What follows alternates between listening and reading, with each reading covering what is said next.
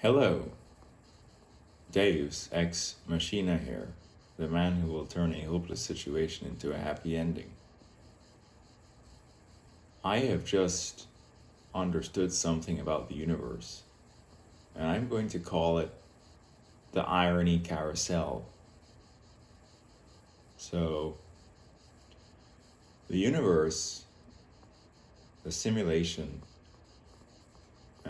the reality that we're in, consciousness, quantum mechanics, God, the force, the human experience is an irony carousel. And so I'll talk about sexual irony in my life.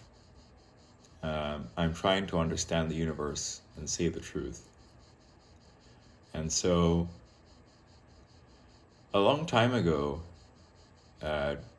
when I was more sexually naive, I had a picture of myself sitting down, spread like an erect. And with that picture, I would say that my erect dick was 10 inches. Now, the formal way to measure a dick when fully erect is from the top, and it's called bone pressed erect length. You press to the pelvic bone from the top, and then you go to the end. And so this was an exaggeration. When I'm healthy, when I'm fit, my maximum bone pressed erect length from the top is 9 inches, approximately, not 10 inches, right?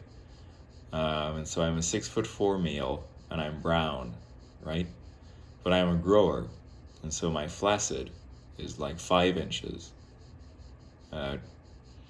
depending on certain things, right? And so,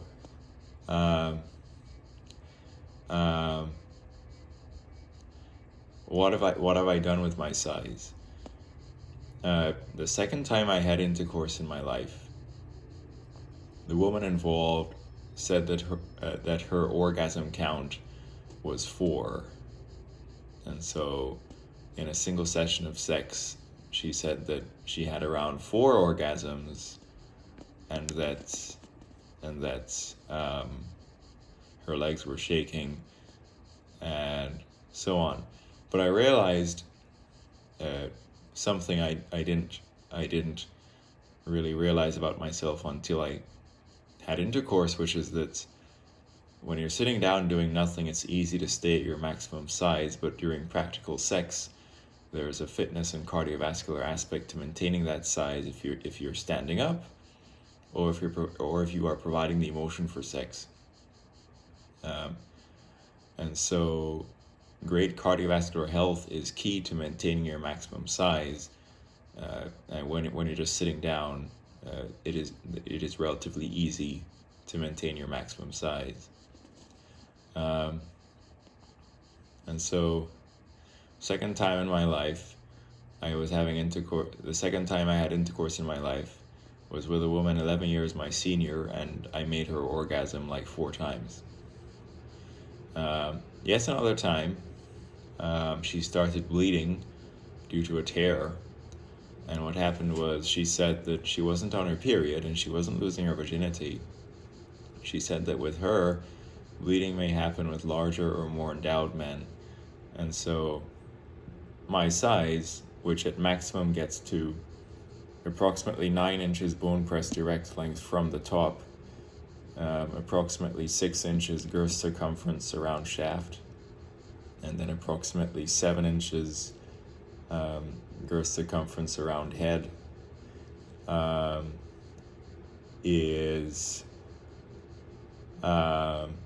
is basically large, right? And so in this country, being 9 bone pressed is above the 99.99th percentile, and a rarity of like one in 100,000 men. Then being a 6 inch shaft girth circumference is above the 98.9th percentile, and a rarity of 1 in 90 men 1 in 90 men. In other words, my length is rarer than my thickness, but I tend to have a thicker head than shaft, and so I have like a 7-inch girth around head, right? And so, funnily enough, when this older woman was mounting me in reverse cowgirl at full size, I didn't even fit inside of her because I have a 7-inch head girth, and so she needed to use lube for it to even go in, even though she was a sexually experienced woman, much older than me, right? And so there was a time when in a single session she had 4 orgasms. There was a time in which the size caused bleeding and a tear, because my length is 9, my head thickness is 7, which is very thick, and my shaft thickness is moderate, which is like 6, which is still moderately thick. But then, the universe has a way of humbling people, and then the irony carousel just continues. And so, with this woman,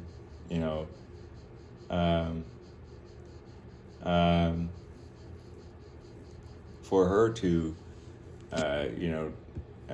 give me her time and submit to me, she always wanted something in return. Could be a massage appointment, could be a hair appointment, and one of these times I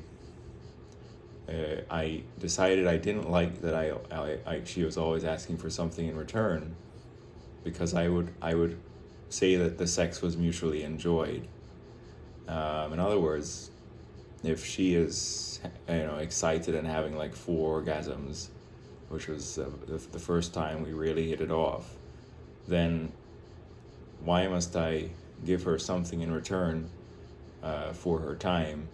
Is not the sex and the frequency of orgasm, the intensity of it, is that not already enjoyable and something that she is getting?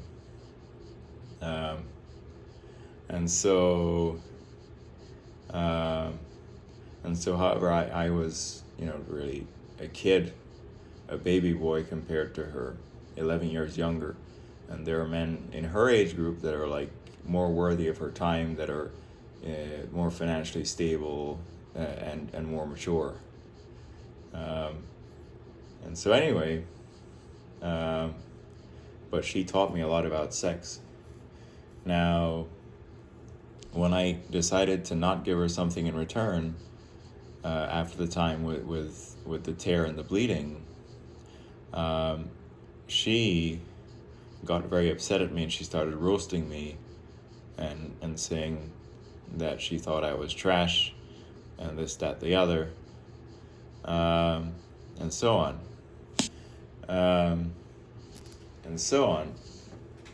Now,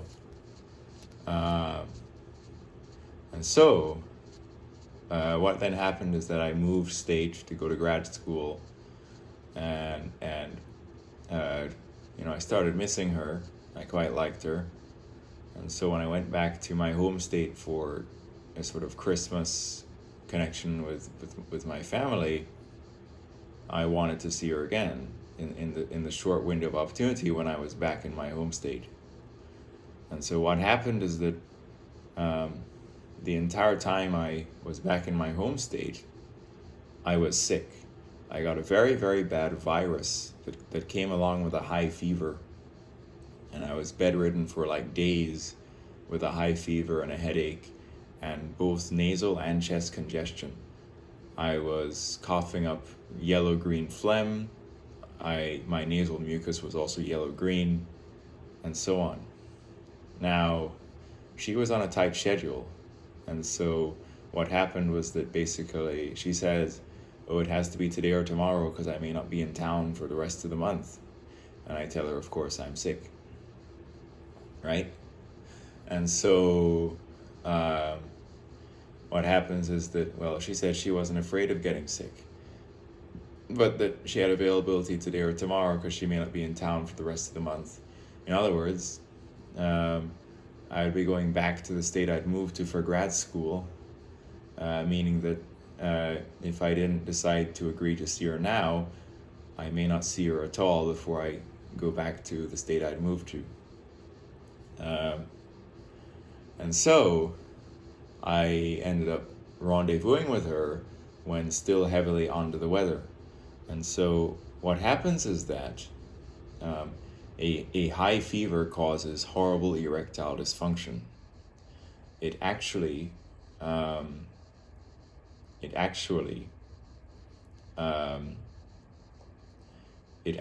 basically kills your body's hydration level, right? Where basically the body and the male penis is mainly water, and so when the fever kills your hydration level, it leads to erectile dysfunction.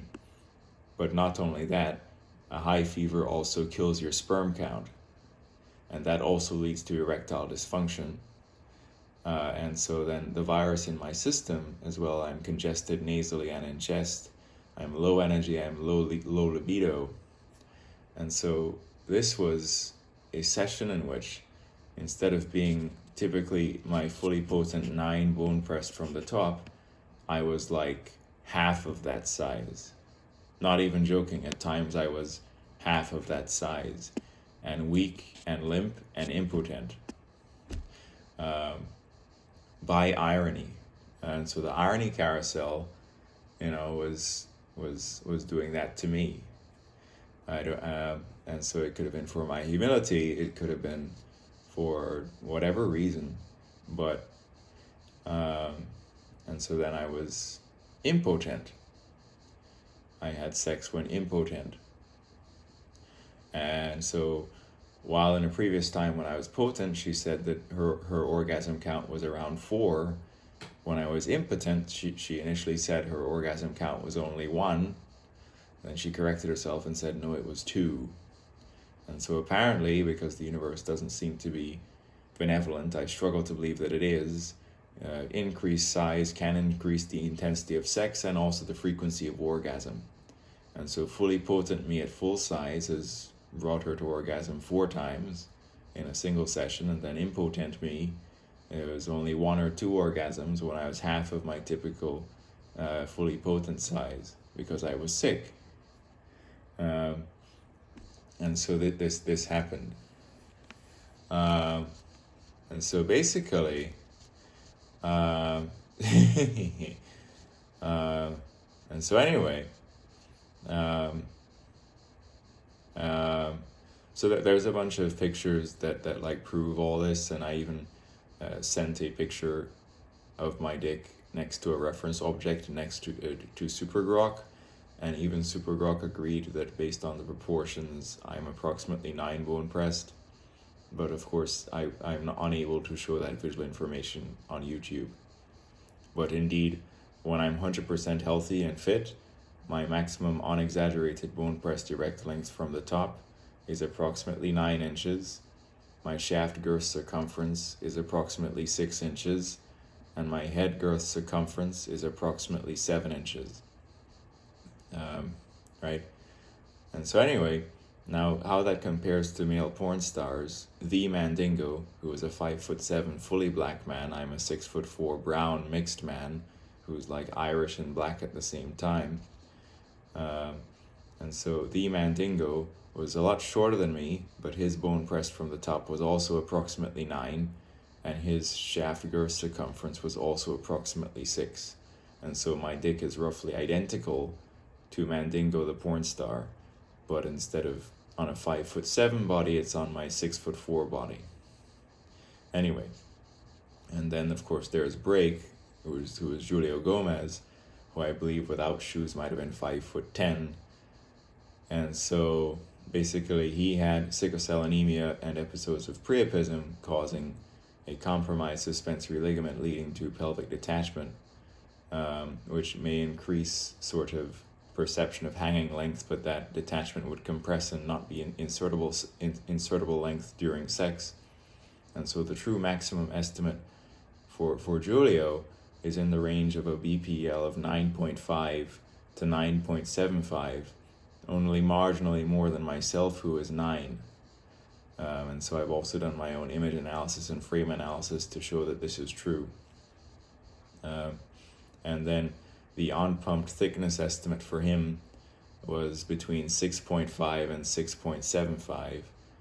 I like to use the 6.75 figure, but if he's semi-erect, he could be thicker than that. And then if he is pumped with a vacuum pump, he could be thicker than that. But basically, my shaft girth is 6, whereas him on pumped was 6.75. And visualizing that difference, it is just a marginally larger concentric circle in terms of Giulio. And so Giulio was one of the thickest, precisely because his priapism episodes from sickle cell anemia caused swollen tissue, and so on, right? And so then Hollywood Cash is a modern porn star, and his bone press is estimated about 8, less than mine, and then his thickness is just over 5 in circumference. And so Hollywood Cash is not as long and not as thick as myself, and so Hollywood Cash is about 8 BPL with maybe just over 5 girth circumference, whereas I'm 9 BPL with approximately 6 girth circumference, and so on. Anyway, and so basically, irony made me impotent, and then I was just impotent. Now, does anything benevolent in the universe allow things to be the way they are? I can't really say that the answer to that is yes. It seems to be evolution, natural selection, and irony. Now, I believe in God, but I'm not sure that this God is necessarily benevolent. It's really just probably ironic. You could say that God is ironic. The universe is ironic. And so saying that God and the universe is ironic is probably more accurate than saying that God and the universe is benevolent. So anyway, and so, this is a quick example of irony in my life, where I just sort of was like really fit and like ready to give this woman a good time, and then whoops, okay, you're gonna be sick with a fever, and that's gonna make you impotent, right? And then you're just impotent. Anyway, we could talk about as well the irony carousel with what happened with Julio Gomez or The Break. And so Julio Gomez or The Break had a high for a while as pretty much the biggest, and so he basically had a high for a while. If you look on his X profile, he's posting doing sessions at $350 an hour and so on, and this, that, the other. And he also had a post on X saying white guys can't compete, with a picture of his dick and a 3-inch white micropenis. Now he's selecting for a white micropenis there. The world record holder for dick size is actually a white British man named Matt Barr, who is maybe 14.5 bone pressed with an 8.5 shaft girth circumference. And if those numbers are not exaggerated, he is much larger than Giulio, who's only maybe 9.5, 9.75 with a 6.75 circumference when not pumped. But Matt Barr's numbers could be exaggerated, but there's word going around that those are actually medically verified dimensions, which would make Matt Barr bigger than Break, even though he is white. But anyway, it is true on average that black men are on average more endowed than white. In other words, you are more likely to find approximately 9 bone pressed dicks that are black than approximately 9 bone pressed dicks that are white. And so many male porn stars, Kieran Lee, this, that, the other, white male porn stars, maybe approximately 7 bone pressed from the top, or slightly over that, whereas there are far more black porn stars that are from the top approximately 9 bone pressed, and so 9 BPEL black males are more common than 9 BPEL white males, but the world record holder for size is actually a white male, by irony. And so testosterone exposure during pregnancy and a bunch of other variables can lead to white German, British, and Irish men that are very endowed, and so on. But anyway, and so on and so forth. Now, why the black men are on average more endowed is because of the temperature of their place of evolution. You simulate generations of evolution, evolving in hot Africa, where the homeostasis is such that the blood flow is always going to the surface of the skin and the extremities, including the male penis, with equivalent nutrition. Then comparing that to the whites evolving in temperate regions with winters, in which the homeostasis brings the blood to the center of the body and away from the penis. Many generations of humans evolving and going through puberty, those evolving in temperate regions in which it is sometimes very cold, going through puberty over many generations, this, that, the other, the blood flow to the dick is reduced. And so during puberty, blood flow to the dick carries nutrients to the dick to build out its structure. And so generally, if you evolve in a very hot place where the homeostasis is always supporting blood flow to the extremities of the body, this is the reason why the size of the African origin men is on average larger. But anyway, and so what happened with Julio is that although he had his high as pretty much one of the biggest male porn stars, he also committed many crimes. He had a real record of crimes, and so basically he sort of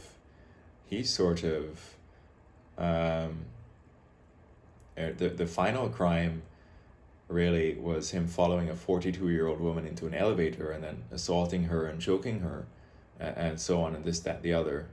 And so basically, and so on.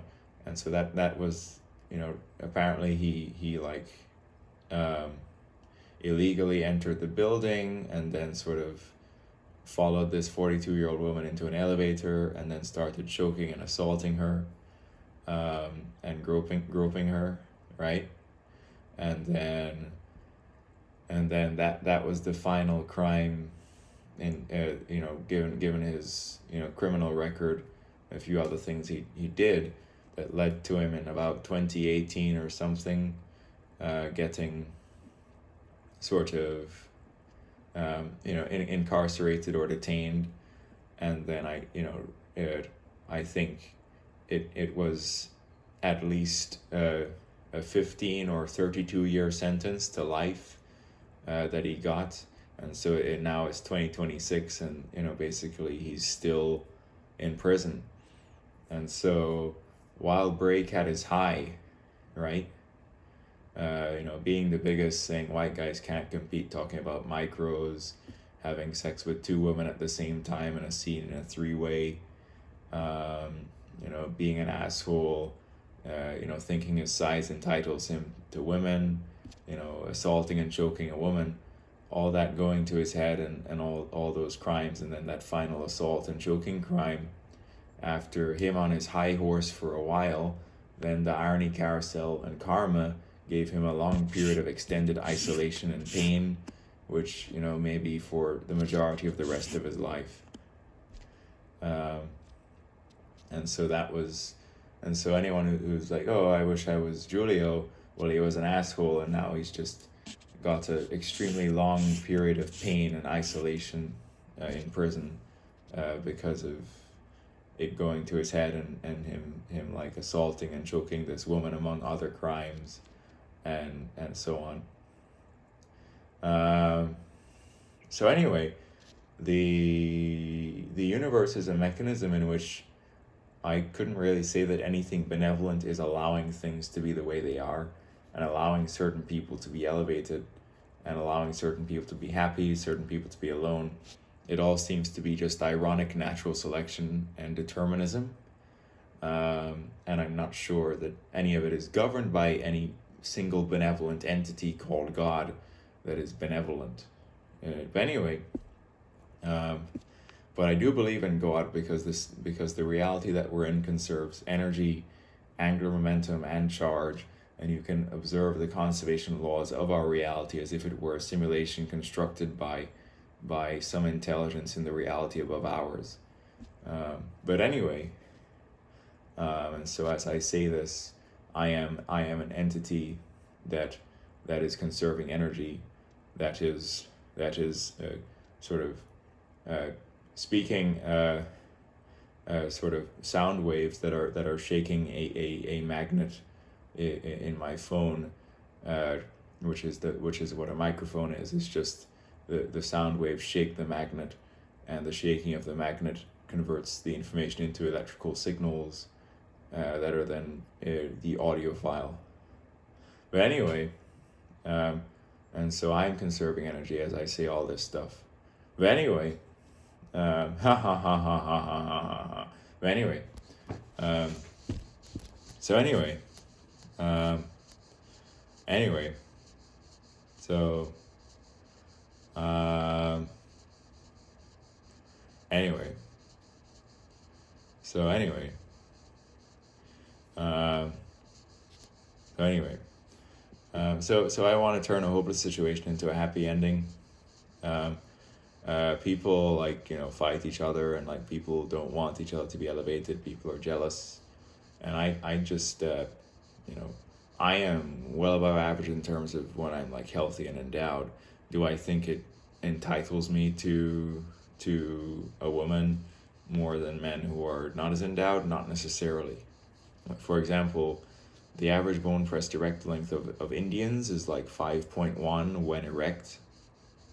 And so I was watching this video of this Indian billionaire who had like 30 years of experience, and he was talking about his wisdom, talking about how he ended up optimizing for money and taking the approach to have no debt. And he talked about his wife, and there were ups and downs with his wife.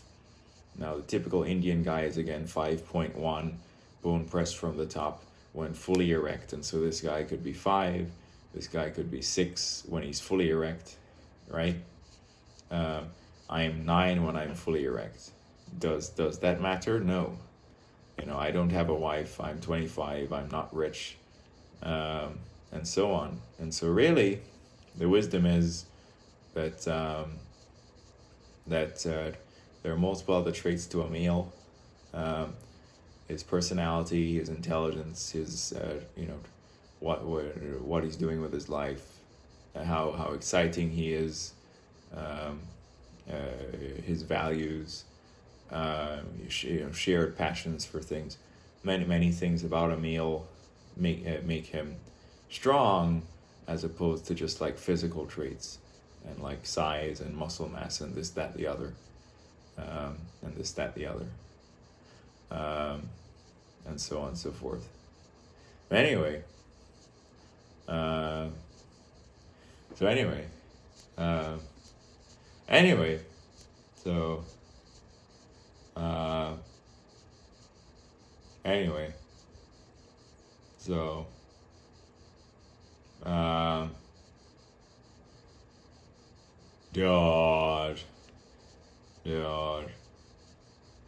Dodge. Anyway. So anyway. Yeah. And so I don't have ED if I'm like not horribly sick. And so, hey, if I'm horribly sick with a high fever, I could have horrible ED. And then, hey, if I'm doing, not frequent enough cardiovascular exercise, because I'm like doing some sedentary job on my computer, not getting enough cardio, I could have cardio related ED, because when you're standing up, we're providing the motion for sex, as opposed to just sitting down doing nothing. And you could be like less than your maximum when you're sitting down doing nothing and erect. So sitting down doing nothing and erect, your maximum, additional cardiovascular load, standing up, getting tired, providing the motion for sex. If you're not working out enough, if you're not fit enough, you could have cardio-related ED. And then if you're sick with a high fever, you could have high fever-related ED, and so on. And so when I'm healthy and when I'm super fit, I'm a 9 bone pressed, I'm a 6-inch shaft girth circumference, and I'm a 7-inch head girth circumference, which is again identical to Mandingo and slightly less than Julio, who is like a 9.75 bone pressed with a slightly thicker 6.75 girth circumference when unpumped, whereas I'm just 6. And so I'm identical to Mandingo and only slightly less than Julio. And then I'm 6'4" and brown. The majority of my genetics are white or Caucasian, but I have a decent amount of black in me that makes my hair on top of my head and my beard curly, and then my nose and my lips are thick, and those are traits of a black male. And so I've been to a pub and a male has assessed my facial information and appearance and said, "Hey, you're black." And so in America, having a moderate percentage of black in you makes you black. And so people could refer to me in America as a light skin or a brown man. But anyway, so anyway, um, but anyway, so anyway, so anyway, so anyway. Anyway, at dot. Anyway, so anyway, so anyway, did anyway. Irony Carousel. So we could talk more about Irony Carousel. Cristiano Ronaldo, he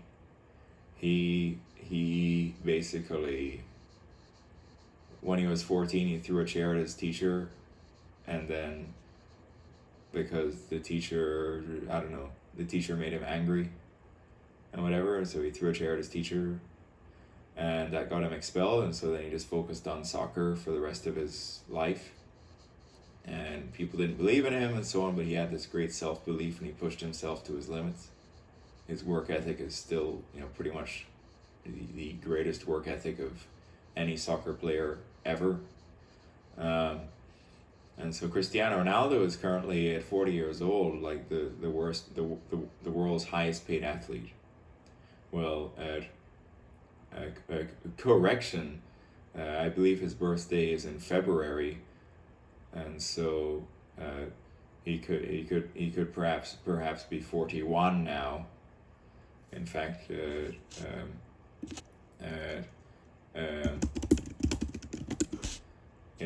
says that indeed he is now 41. So anyway. So anyway,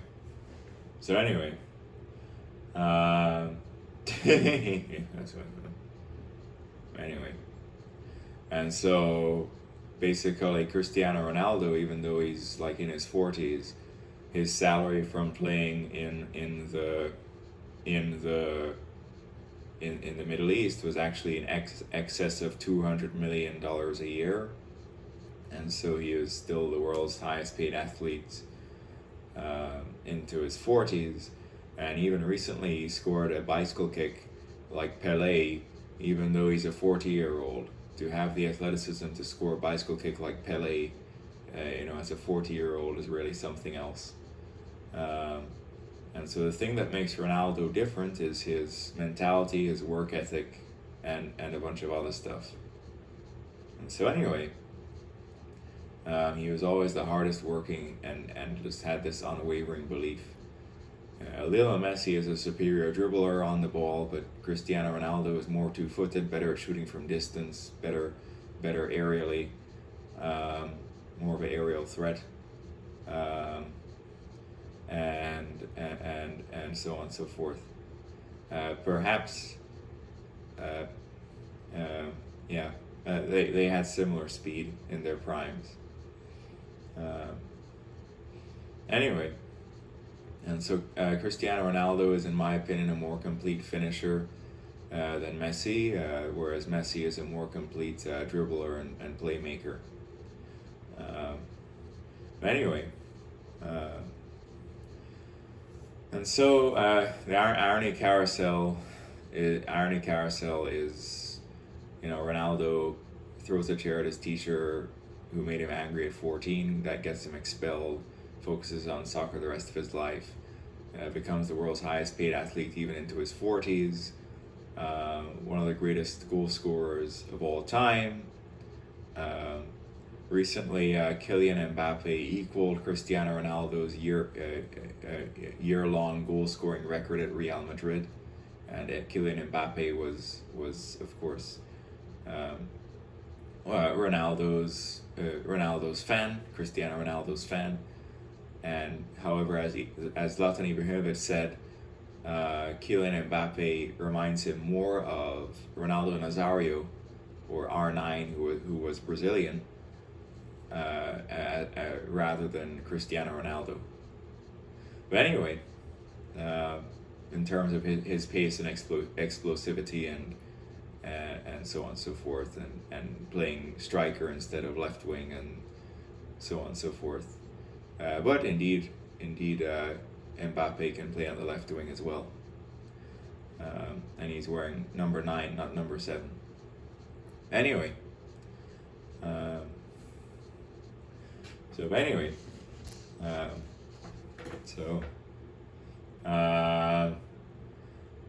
Irony carousel. And so infinite competitive men, would want my claims about size to be wrong, or for me to be smaller than I'm saying. The universe is just deterministic. Evolution, natural selection. No one chooses any of their traits. It's just all emerges deterministically. And so I don't think my deterministic traits make me better than other people.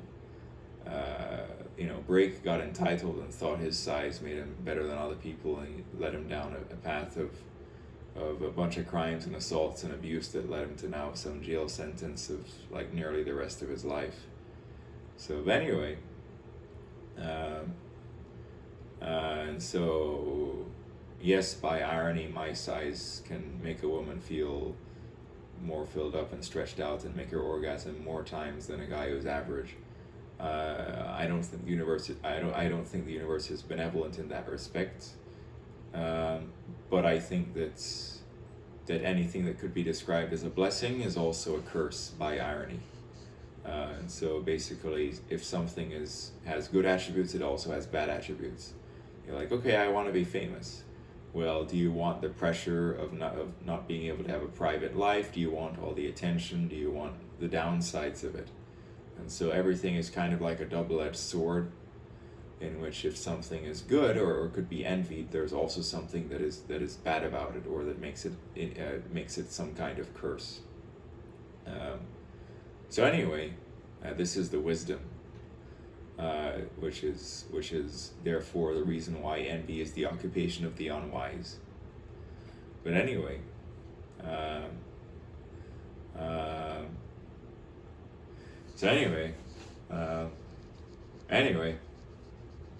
and so the irony made me impotent because of a high fever making me impotent. A recent time when I had intercourse, then everyone would be like, see, ha ha ha ha ha, you're a fool, ha ha ha ha ha. And then, but now I'm healthy, I'm back to being 5 flaccid, but then I grow to approximately 9 from the top, bone pressed erect. Anyway, so I'm a rough 5 flaccid to 9 bone pressed from the top, erect guy. But anyway, so I'm a grower boy. Anyway,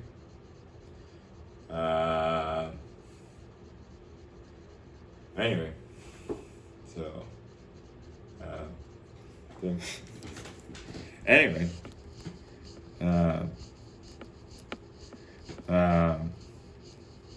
anyway, so anyway, uh,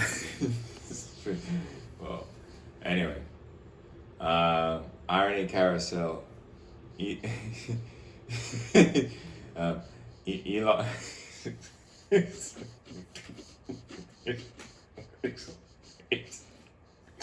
Well, Elon Musk. I made a video called "The Master Plan of Elon," in which I literally detail how all of his companies are feeding each other to his master plan. And so, in the description of that video, I include a lot of detailed information regarding the vision of Tesla, and as well that while most Teslas, while all Teslas in present utilize cable-based charging, the Cybercab will actually utilize fully wireless charging. And so some people are like, huh? Wireless charging? You're a crackhead, that's impossible. But no, actually, so because the Cybercab is meant to just have no one in it and just like go around the place and be a Cybercab, the whole idea is that you abandon cable-based charging, so you don't need a person to insert the cable to recharge the car.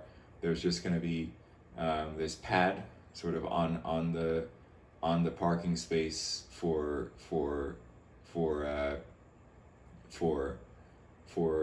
recharging the Cybercabs, and then basically when it sort of drives and then sort of aligns itself over that pad, that charging pad, it has like sort of like coils that are, you could call them the source coils that generate a magnetic field. Then that magnetic field will sort of induce a current in the receiving coils on the base of the Cybercab, which then is actually that induced current is then going to charge the battery of the Cybercab, and so that fundamentally this is wireless charging via the magnetic field. And so basically Cybercab can just go with when Cybercab is at low battery, it's just going to drive to the charging pad parking space and then recharge with no need for a human to be there for cable insertion. But anyway, so you should read the description of the video, the master plan of Elon, in which I cover a lot of detailed information on the vision of Tesla.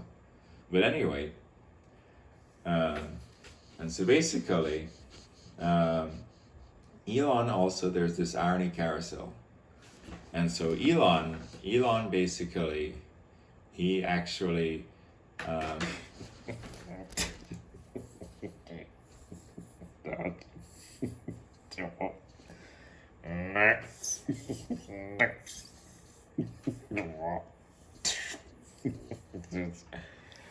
Oh, okay. So, anyway, so okay.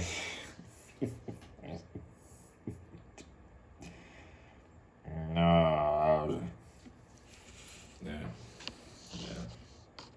Anyway.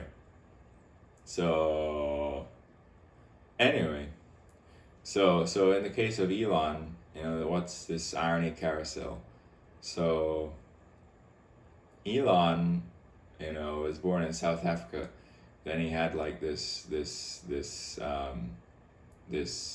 South African engineer dad who was pretty smart.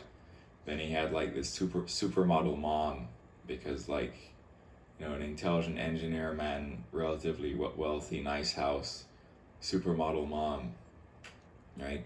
And so Elon came from money. He came from a smart engineer dad, right? But Elon has commented about his relationship with his dad and said bad things about his dad because, he could find a level of brokenness in any person, right? But anyway, and so anyway,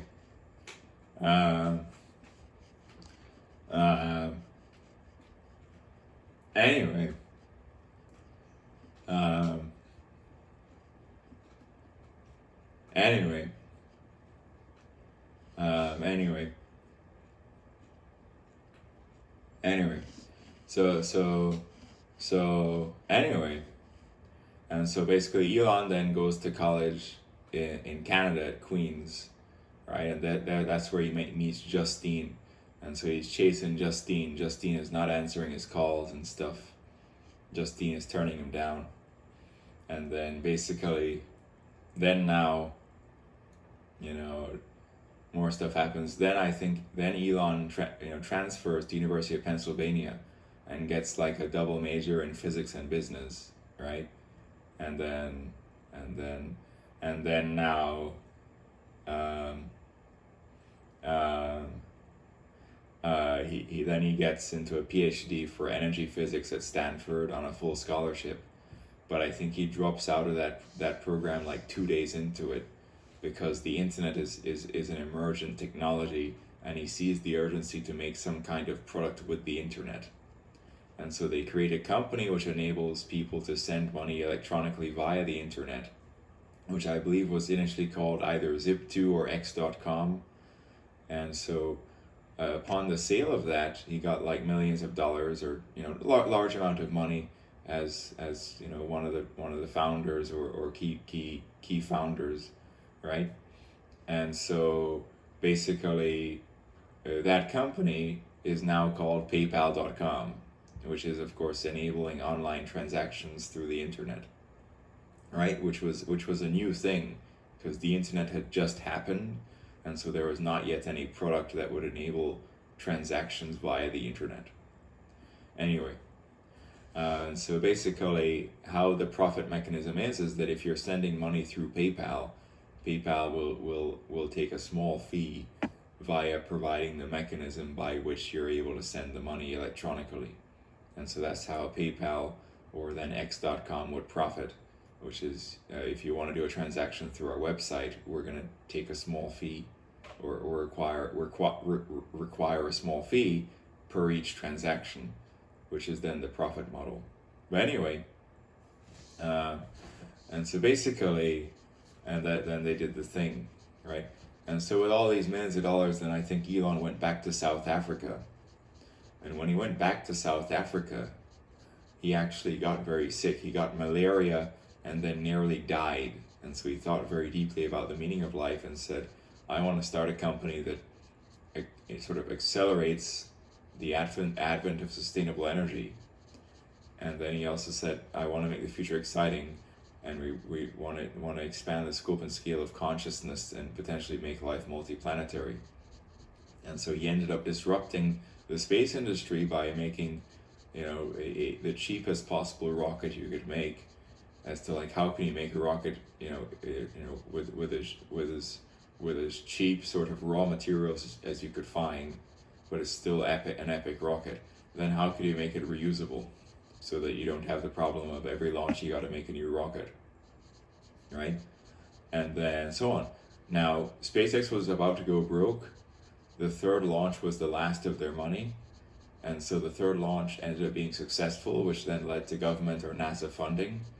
And so basically, if the third launch failed, they'd be broke. But it was like, the like a clutch moment where it just actually worked, and that was the last of their money.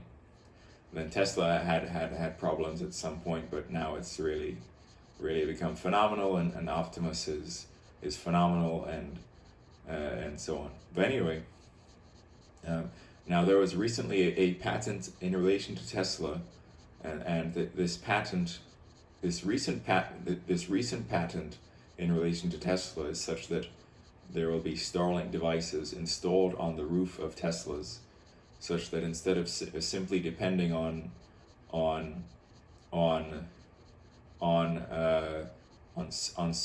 cellular service for connectivity and navigation, it will also be able to utilize Starlink.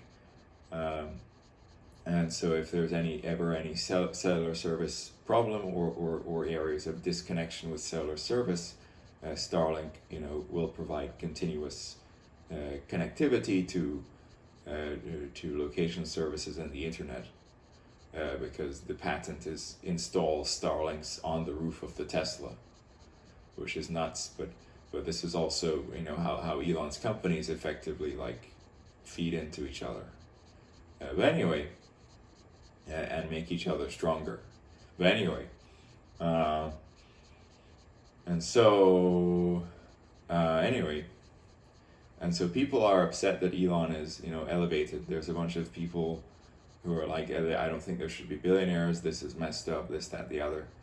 And so what people don't understand is that when Elon sold the company that is now PayPal, he didn't just retire with millions of dollars or whatever. He put all that money into making an electric car company for the future of humankind, and making a space company for the future of humankind, and then working 80 to 100-hour work weeks and sleeping on the Tesla factory floor to make those companies successful. And so that he's a billionaire is because of his ownership in these companies, right? And so he provided the grit to make them successful, and his majority ownership in the companies is why his net worth is, in my estimate, at least over is currently at least over 600 billion US dollars. Anyway, could be over 800 billion in some estimates. But anyway,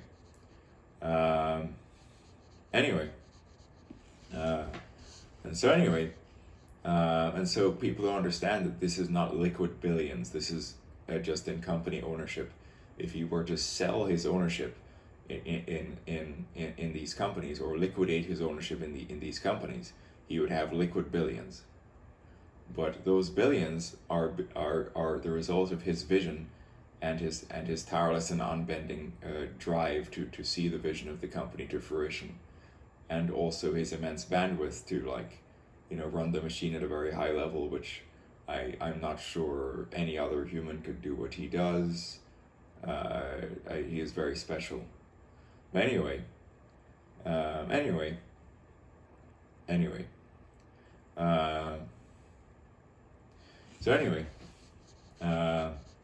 and so this other thing about evolution, natural selection, determinism. The IQ bell curve is like, you know, of course there's a mean intelligence, then there's like, you know, far right outliers and far left outliers, and so Elon is a far right outlier. In my estimate, his IQ is at least 155. Could be more than that, right? But anyway, my IQ is at least 130 to 140, but then Elon is at least 155. But anyway, so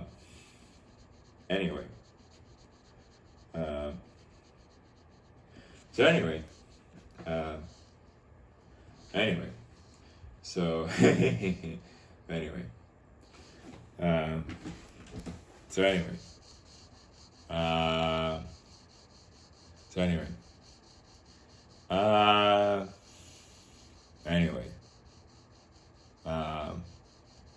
so anyway, so then Elon's just pretty much the richest guy on the planet, and then all his companies are converging towards a master plan that will practically,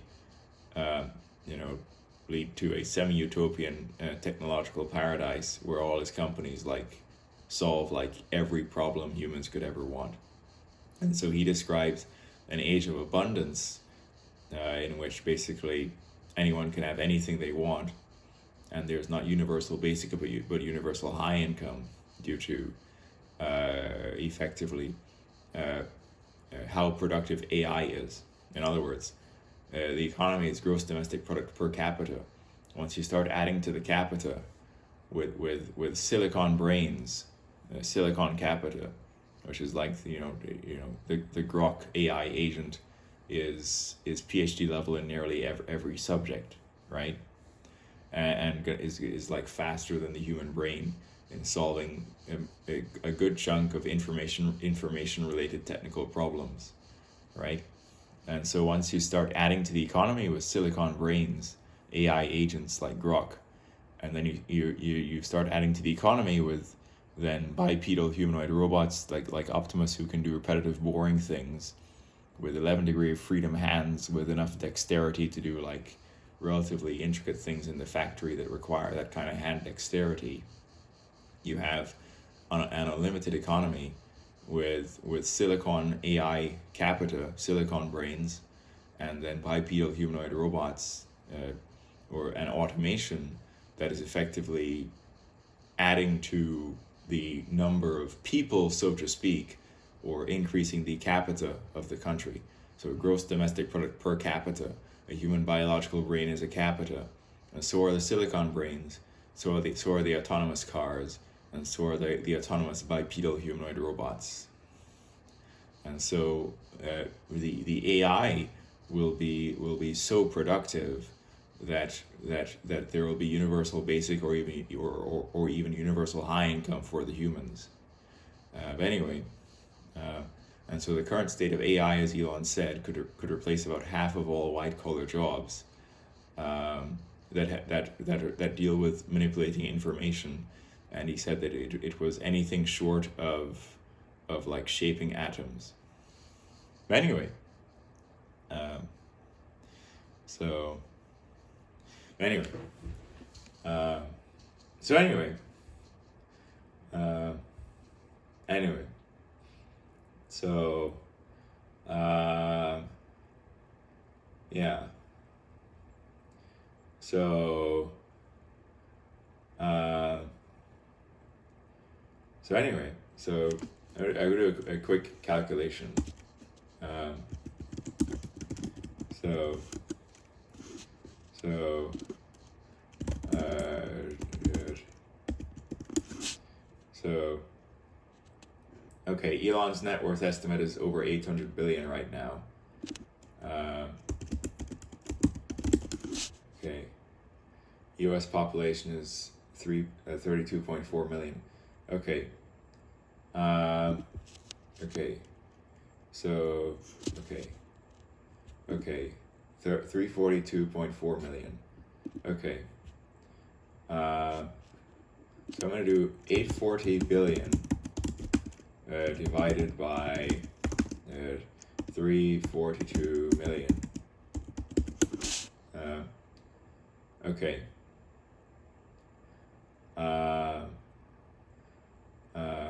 Okay.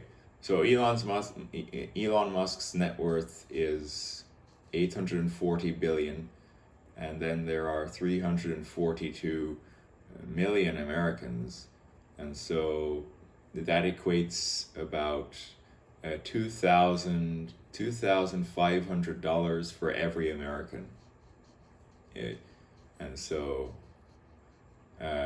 if you dispersed Elon's net worth among the entirety of America, each person would get $2,500. So anyway, so anyway, so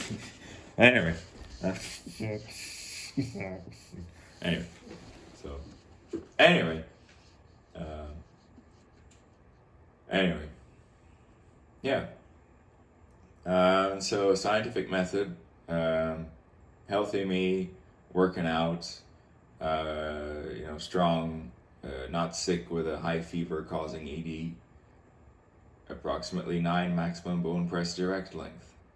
Sick me in recent times, has high fever, is low energy, has a virus in my body. I was half of my typical maximum, by irony.